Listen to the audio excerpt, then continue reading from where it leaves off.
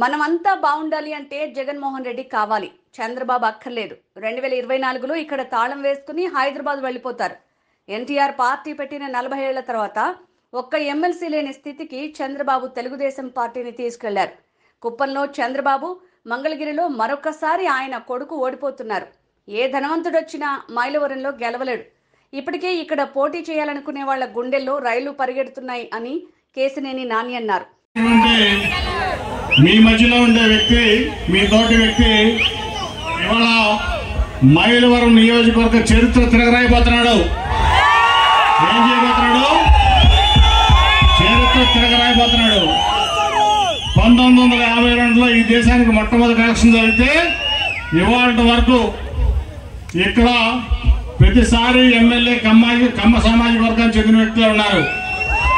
కానీ రేపు మీవాడు బీసీ తరగతికి చెందినటువంటి యాదవ్ కులస్తుడు పేదవాడు రేపు మైలవరం ఎమ్మెల్యే 2024 ఎలక్షన్లో ఈ మైలవరం రాజకీయ చరిత్రను తిరగరాసేది జగన్ గారి సైనికుడు, మీ అందరి ఆప్తుడు మన సర్నాల తిరుపతిరావు గారు. అవునా కదా? అవునా కదా? పులివేందల తర్వాత మైలవరంలో అత్యధిక మెజార్టీ రావాలి. అవునా? మైలవరం వైసీపీ తప్పంటే ఆల్రెడీ చూపించారు. వాళ్ళ ఎలక్షన్ లో బాక్సులు బద్దలు కొట్టి పులివేందల తర్వాత హైయెస్ట్ మెజారిటీ మైలవరంలో వస్తున్నారు కదా? వస్తున్నారు కదా? ఎవరికైనా వాళ్ళు తరిగి కొడతారు. నాకు తెలిసి ఇప్పటికే వాళ్ళ గుండెల్లో రైలు పరిగెడతామంటే ఇక్కడికి దాంట్లో ఎటువంటి సందేహం లేదని తెలియజేసుకుంటూ ఈ మంచి అట్లాగే నిజంగా నేను చెప్పాల్సింది ఏంటంటే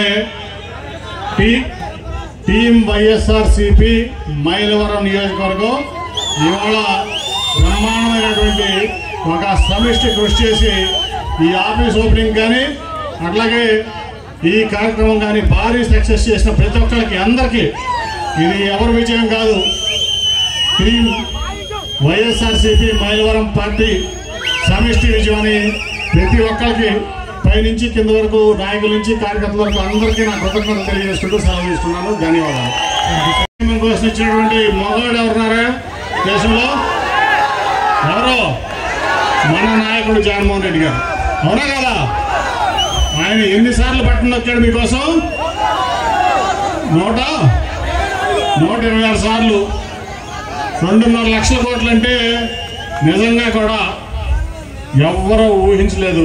ఎందుకంటే 2 సంవత్సరాల కరోనాలో ఆర్థికంగా ప్రపంచం అంతా వెలువెల్లాడినా నేను మాట ఇచ్చాను, మాట ప్రకారం నేను ఇవ్వాల్సిందే అని చెప్పి మన నాయకుడు జగన్మోహన్ రెడ్డి గారు మరి మీ అందరి సంక్షేమం కోసం, మీ పిల్లల బాగు కోసం, మీ ఆరోగ్యం కోసం, మీ సంతోషం కోసం ఇచ్చినటువంటి వ్యక్తి మన నాయకుడు జగన్మోహన్ రెడ్డి గారు.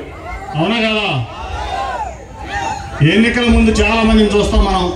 నేను ఈ దేశంలో అనేక మంది ప్రధానమంత్రులను చూశాను, అనేక మంది ముఖ్యమంత్రులను చూశాను. ఎవరో కూడా ఎన్నికల ముందు ఇచ్చిన హామీని అంటే మేనిఫెస్టోలో 100% అమలుపరిచినటువంటి వ్యక్తి లేరు మన నాయకుడు జగన్మోహన్ రెడ్డి గారు. అవునా కదా? అవునా?